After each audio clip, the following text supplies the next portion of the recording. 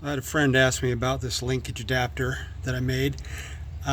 You can buy a Chrysler specific.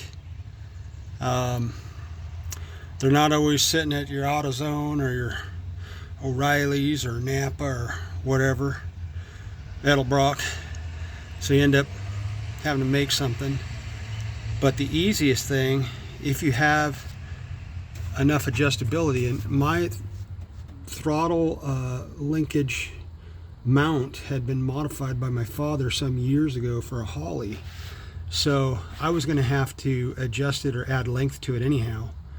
So it was just as easy to make this link, and you can make it out of stainless, aluminum, whatever.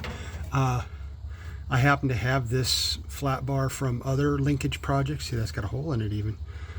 And so you just, drill your 2 holes close as you need, but not too far apart. If you've got the yoke style mount, or throttle cable end that comes on, at least on the Power Wagons, the hole through that is like a size 10, so that's like 0.18, 0.190, something like that. So basically you're going to want about a 3, you have to look in your own drill index, it's like a 3/32 or something like that. Drill bit will make a hole adequate for a number 10 type screw. And then Chevy ain't quite quarter, it's 0.22, so you're going to need to be at a 15/64. And then you can adapt with a little piece of linkage there from Chrysler to Chevy, and then you can use the super cheap dime a dozen Chevy linkage stud that very common. It's just hanging on the wall. The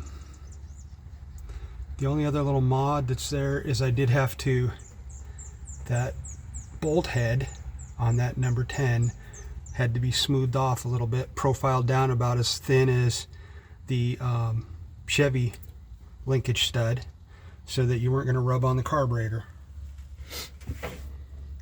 I know that's a nested spring set I've got on there, but I like to mount my springs on my carburetor. Some people just put all the springs right on the front, and that preloads your throttle shaft.